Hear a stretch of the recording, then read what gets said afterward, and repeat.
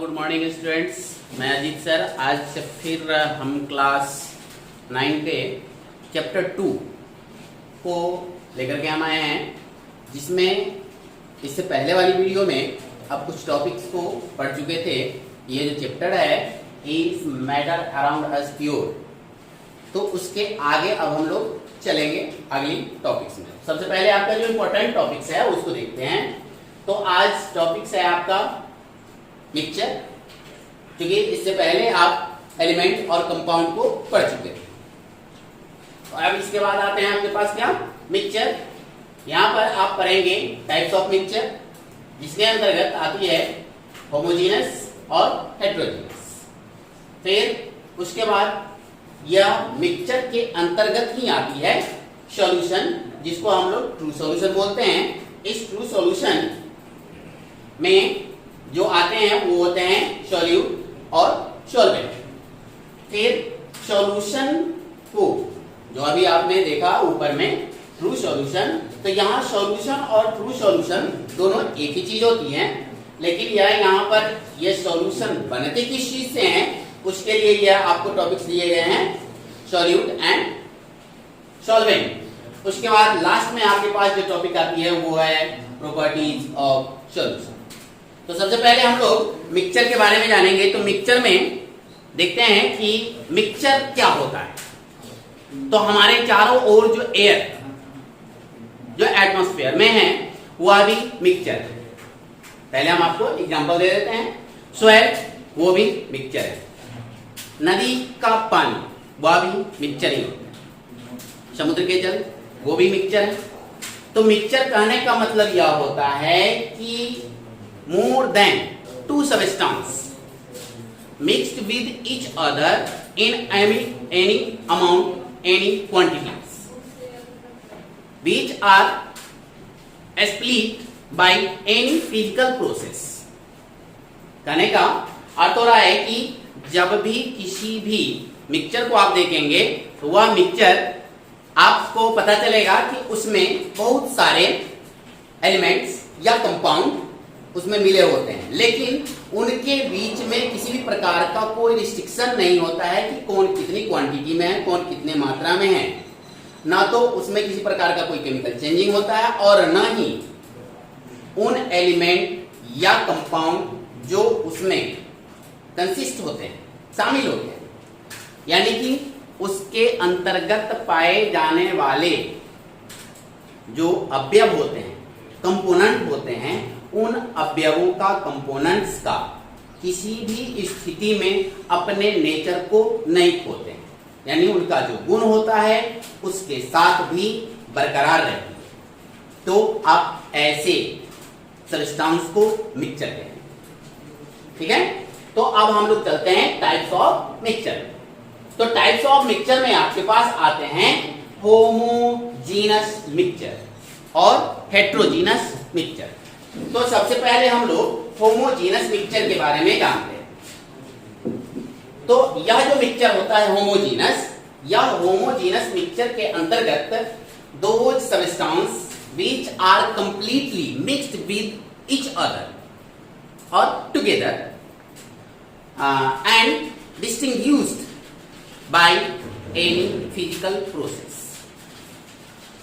right?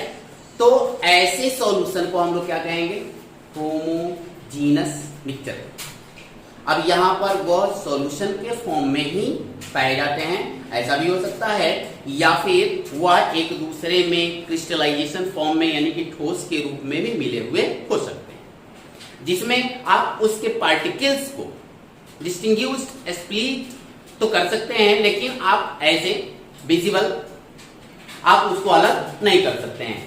जिसमें आपको एक एग्जांपल इससे पिछले वाली वीडियो में मैंने आपको बताया था एलॉयज के बारे में। तो एलॉयज जो होता है वह किस प्रकार का मिक्सचर हो जाएगा, तो उस मिक्सचर को हम लोग होमोजीनस बोलेंगे, क्योंकि जैसे कि एलॉयज में मैंने आपको ब्रास के बारे में बताया था, उस ब्रास में आप देखेंगे कि कॉपर है और जिंक है, लेकिन जब आप ब्रास को देखते हैं तो आप उसको आप डायरेक्ट वे में अपने आंखों से देखकर जिंक को और कॉपर को अलग अलग नहीं कर सकते। तो यहां पर होमोजीनस कहने का मतलब होता है कि आप डायरेक्टली उसको अलग नहीं कर सकते। फिर आपके पास आता है क्या, हेट्रोजीनस मिक्सचर। अब हेट्रोजीनस मिक्सचर जो होता है उसमें पार्टिकल्स जो होंगे वह आपको दिखाई देंगे, यानी कि उन दोनों पार्टिकल्स को आप अलग अलग कर सकते हैं। जैसे solution of water and chalk, यानी चॉक और पानी दोनों को हम एक साथ मिलाते हैं तो आप देखेंगे कि चॉक जो है वह पानी में घुला हुआ प्रतीत होगा, लेकिन वास्तव में वो घुलता नहीं, यानी कि वह ट्रू सत्य रूप से घुलता नहीं है, इसीलिए हम उसको ट्रू सॉल्यूशन नहीं कहेंगे। यानी उसके जो पार्टिकल्स होते हैं वह विजिबल होते हैं डायरेक्टली, तो इसको हम लोग क्या बोलेंगे, इसको क्या बोलेंगे, हेट्रोजीनस मिक्सचर। अब हम लोग आगे चलते हैं, मिक्सचर को आप जान गए होंगे, समझ गए होंगे। अब हम लोग अगली टॉपिक ट्रू सॉल्यूशन पर चलते हैं। अब यहां पर ट्रू सॉल्यूशन से मतलब होता है चीनी या नमक के घोल, चीनी या नमक के घोल।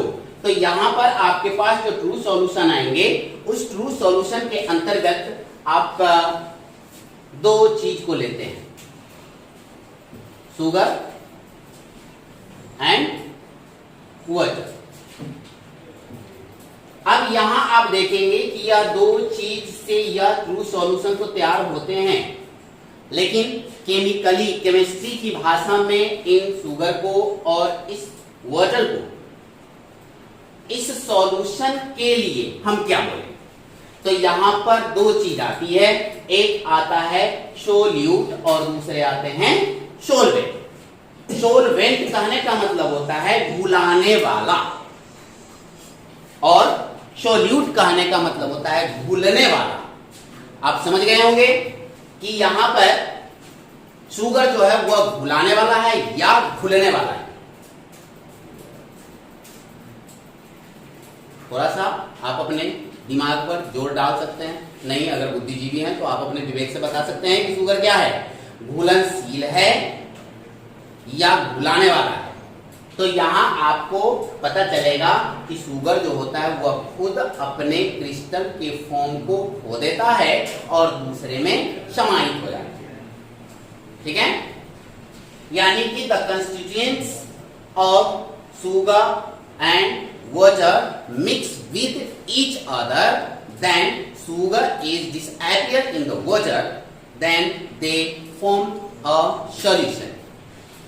This solution is also known as true solution.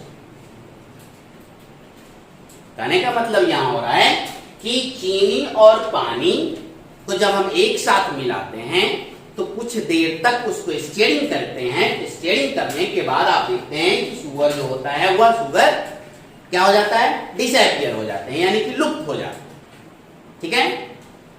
इसीलिए इसको हिंदी में यहां पर शुगर जो लुप्त हो जाते हैं तो हम लोग सॉल्यूट को क्या बोलेंगे, शुद्ध हिंदी में क्या बोलेंगे, वह शुद्ध हिंदी जो होती है उसमें हम इसको बोलेंगे विलायक। क्या बोलेंगे, विलायक। और इसको क्या बोलेंगे, सॉल्वेंट। सॉल्वेंट को हम लोग बोलते हैं जो विलय करा देता है, यानी कि समझ रहे हैं हमारी बात को, विलय यानी कि वह क्या हो गया कि वह अपने आप में उसको विलय करा दे, तो इसको हम लोग क्या बोलेंगे, विलय। और सॉल्यूशन जो होता है वह दोनों का मिक्सअप रूप होता है, इसीलिए हम लोग इसको क्या बोलेंगे, विलयन। अब ऐसा ना कि विलयन जो आपके पास मैथ में पढ़ते हैं वो विलयन होता है, ऐसा नहीं होगा।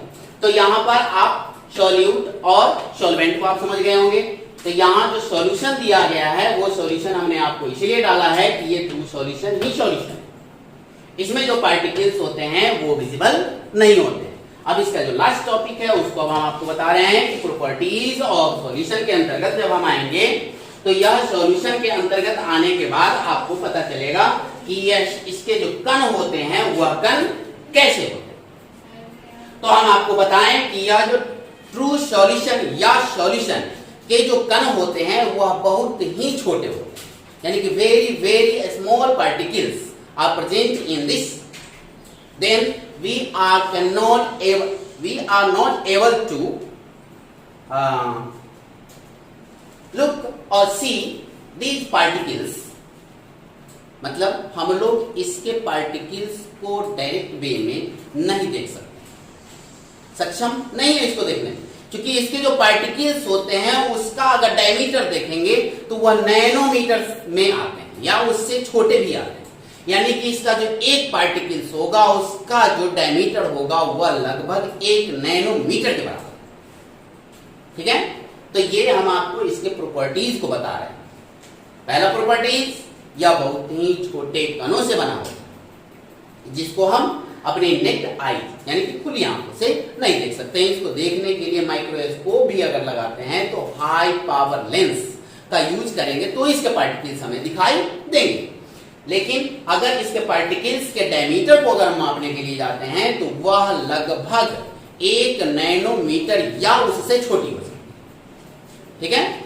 अब उसके बाद आपके पास आगे आते हैं कि इस सॉल्यूशन को अगर आप माइक्रोस्कोप से देखते हैं तो ही इसके पार्टिकल्स को थोड़ी सी देख पाएंगे या संभवतः नहीं भी देख सकते, यानी कि माइक्रोस्कोप जो कम विजिबल होगा उससे आप इसको नहीं देख सकते।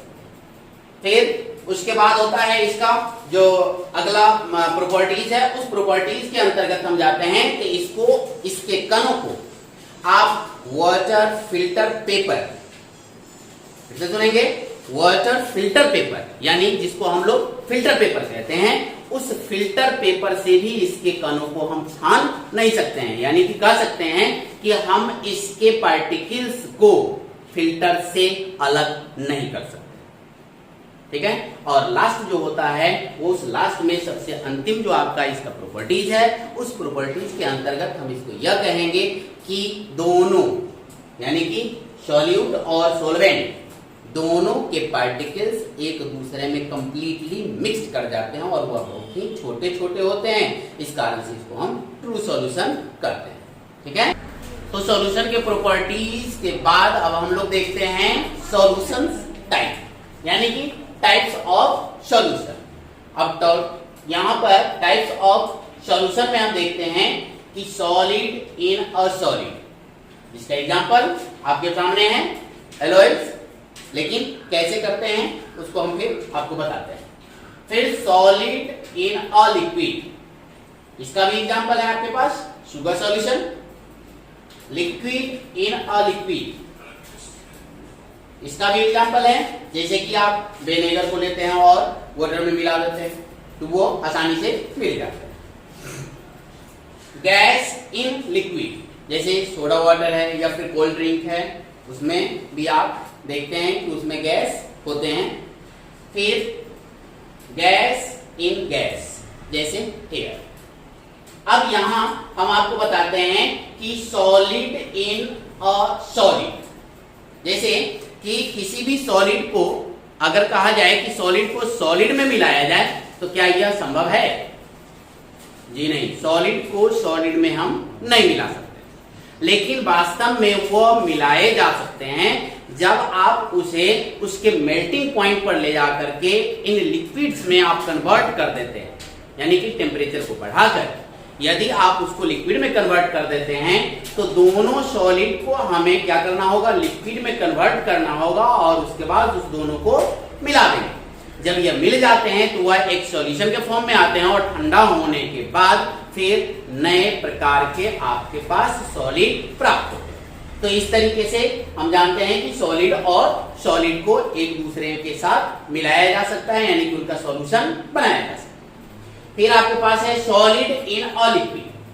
अब सॉलिड, जैसे कि आप नमक को देखते हैं, नमक को देखिए, फिटकिरी को देखिए, चीनी को देखिए, तो ये सब जो होते हैं वो आपको सॉलिड फॉर्म में दिखाई देंगे। लेकिन जैसे ही आप उसको पानी में डालते हैं तो पानी में डालने के बाद आप उसको स्टीयरिंग करते हैं। स्टीयरिंग करने के बावजूद आप देखते हैं कि वह धीरे धीरे कुछ समय अंतराल के बाद वह पूर्णतः पानी में वाटर में क्या हो जाता है, विलीन हो जाता है, यानी कि लुप्त हो जाता है। तो वह क्या बन गया, एक उसका सॉल्यूशन बन गया। तो इसीलिए हम इसको क्या कहेंगे, solid in liquid.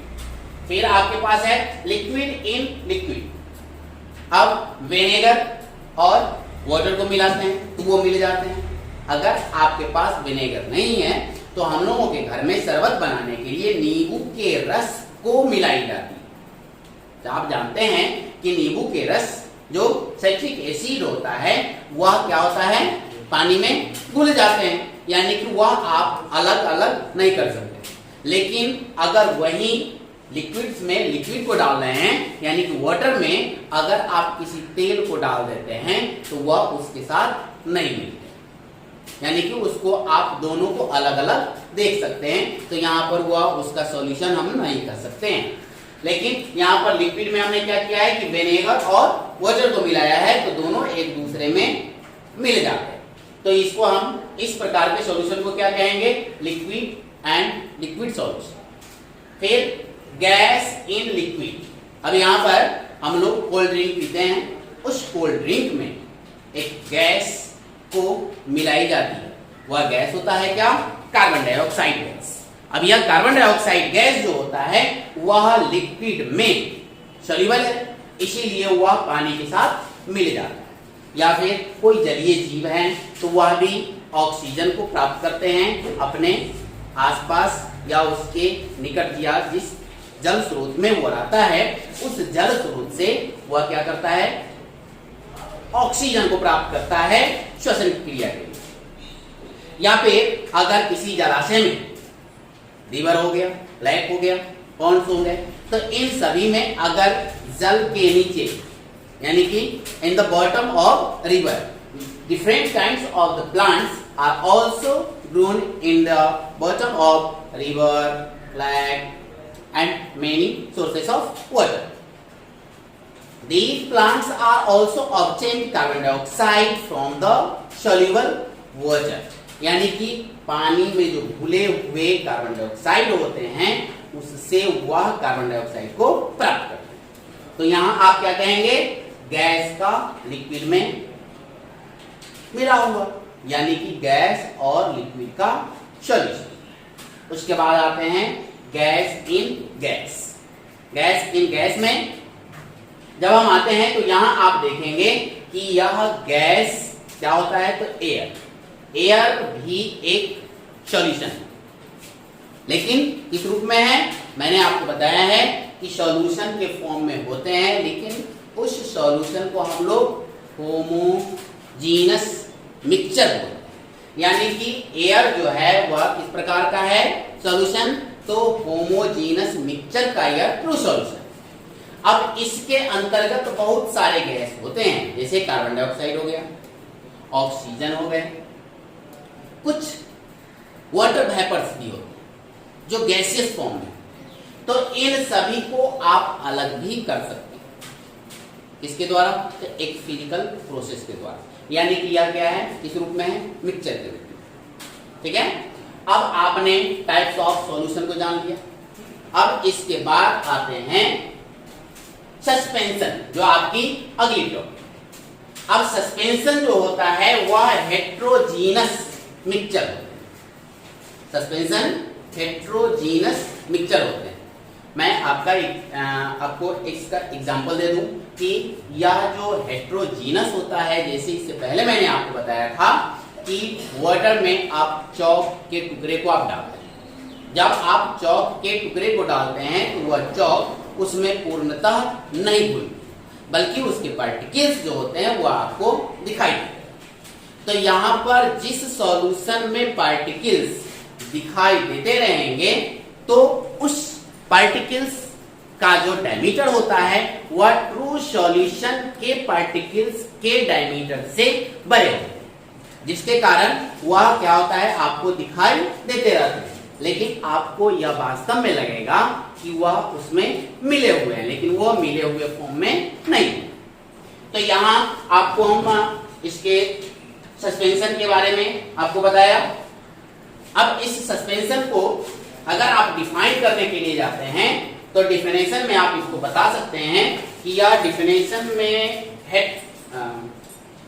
Heterogeneous mixture in which a substance particles in water are visible in very small forms, and we also find out through the filter paper, means suspension. ठीक है, तो आगे अब हम लोग चलते हैं सस्पेंशन की प्रॉपर्टीज।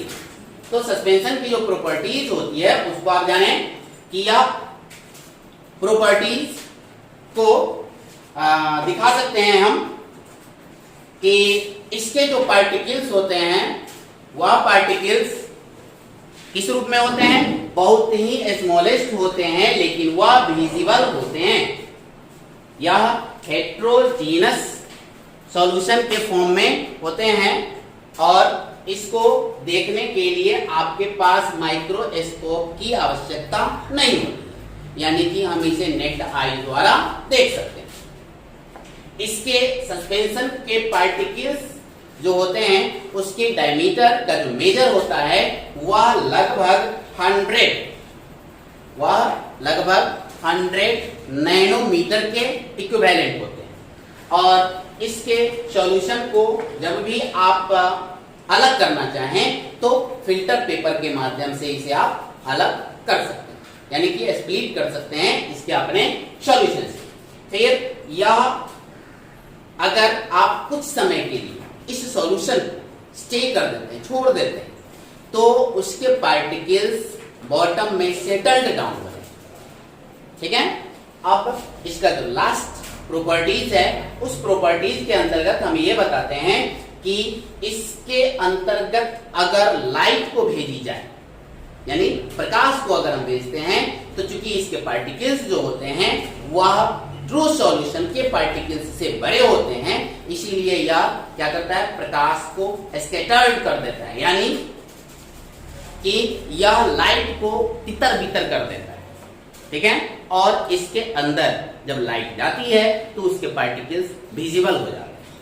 तो यहाँ पर इसको आप कह सकते हैं कि वहां स्कैटरिंग होती है, यानी कि टिंडल इफेक्ट को वह दिखा। तो आज आपने सस्पेंशन तक पढ़ लिया है। अब अगले दिन हम सॉल्यूशन यानी कि मिक्सचर का जो अगला पार्ट्स है उसको हम लेकर के आएंगे, जो कोलाइड्स है। इस कोलाइड्स को भी आप पढ़ेंगे, क्योंकि यह सॉल्यूशन का वह पार्ट्स है जो कोलाइड्स में थोड़ा सा टफ होता है, लेकिन इसको हम इंटरेस्टेड करने की कोशिश करेंगे। तो फिर अगले दिन मिलते हैं। Thank you.